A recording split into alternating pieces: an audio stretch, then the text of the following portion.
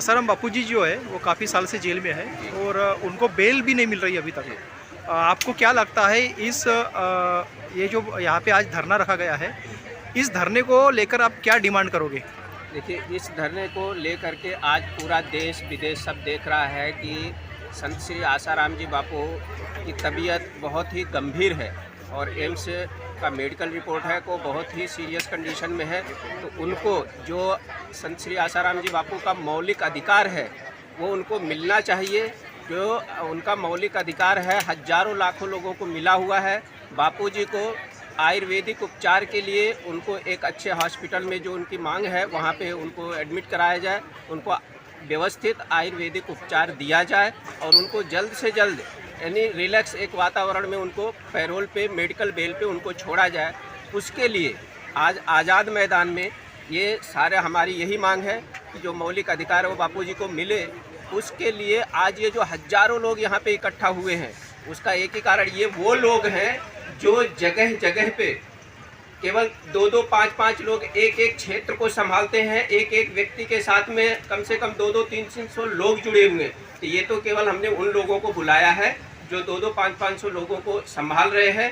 तो ये वो मांग कर रहे हैं कि हमारे साथ में यानी बापूजी को न्याय मिले। अगर बापूजी को न्याय नहीं मिलता है तो हमको सोचना पड़ेगा कि हमको आगे क्या करना है। आपको ये लगता है क्या कि जो देश दुनिया में और करोड़ों जो भक्त है उनके भावनाओं के साथ खिलवाड़ है, उनको बेल नहीं देंगे? बिल्कुल लगता नहीं है। ये 100% सत्य है कि आज करोड़ों करोड़ों साधकों का हृदय दुखाया जा रहा है। बड़े तकलीफ में है, लोग रो रहे हैं, बीमार पड़ रहे हैं, हॉस्पिटल में जा रहे हैं। आज उनकी ये वेदना है कि आज वो यहाँ पे हजारों लोग इकट्ठा हो गए हैं। हम तो कम लोगों को बुलाए, फिर भी ज्यादा लोग आए। अगर सरकार हमारी मांग नहीं सुनती है तो उसके बाद में फिर तो ये लाखों की तादाद में लोग उतरेंगे और इसके जिम्मेदार प्रशासन होगा। क्योंकि हम तो लोगों को रोक रहे हैं कि नहीं, आज 11 साल से ऊपर हो गया, संविधान और न्यायपालिका पे हमको भरोसा है।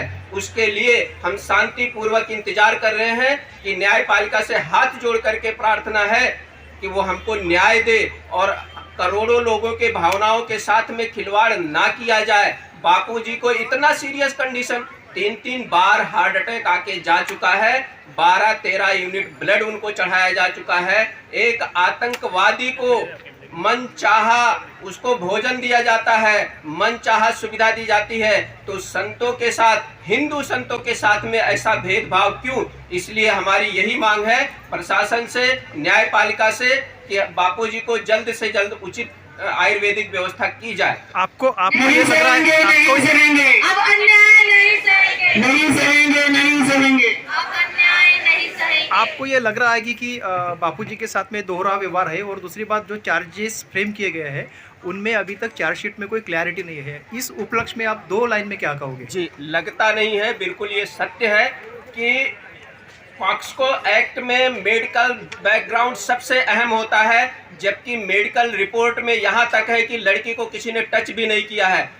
एक्ट जो लगे हैं यानी लड़की ने जो FIR दर्ज किया है उसमें उसने छेड़छाड़ का आरोप लगाया है, लेकिन बार बार ये रेप का आरोप दिखाया जाता है। यही प्रूफ करता है कि आज वो फेक केस है, फ्रेमिंग केस है, बापूजी को झूठे केस में फंसाया गया है और दोहरा व्यवहार जो हो रहा है वो मैं नहीं बोल रहा हूँ, एक करोड़ों करोड़ों लोग बोल रहे हैं। ऐसे न्यायपालिका में जो जजेज हैं, रिटायर्ड हो गए या अभी भी हैं, आप सुप्रीम कोर्ट के कुछ एडवोकेट के बयान में आपको दे दूंगा, आप वो देख लीजिए। इसमें उन्होंने बोला है कि बापूजी के साथ में अन्याय हो रहा है क्योंकि उनका मौलिक अधिकार है भोजन, उचित वातावरण और मेडिकल के ऊपर जो है आतंकवादियों को भी छोड़ा गया है, बम ब्लास्ट करने वाले को छोड़ा गया है, तो बापूजी को नहीं छोड़ा जा रहा है। उनके मौलिक अधिकारों का हनन हो रहा है। हम तो बोलते केस अभी पेंडिंग है ना, केस चल रहा है, चलने दो, लेकिन बापूजी को उचित आयुर्वेदिक ट्रीटमेंट के लिए उनको छोड़ा जाए, पैरोल पे छोड़ा जाए। हार्ट से संबंधित उनको बीमारी है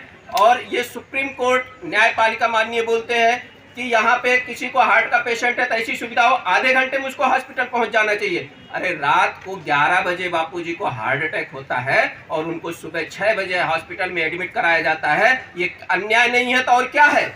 आज उनको क्यों नहीं उनके मौलिक अधिकारों को दिया जा रहा? इसलिए मैं हाथ जोड़ करके प्रार्थना करता हूँ कि बापूजी का जो मौलिक अधिकार है, उचित औषधि उचित हॉस्पिटल आयुर्वेदिक, क्योंकि अब कोई लोग पूछते हैं एम्स, एक रिपोर्ट है कि बापूजी को एम्स में दिया जा रहा है, ट्रीटमेंट दिया जा रहा है।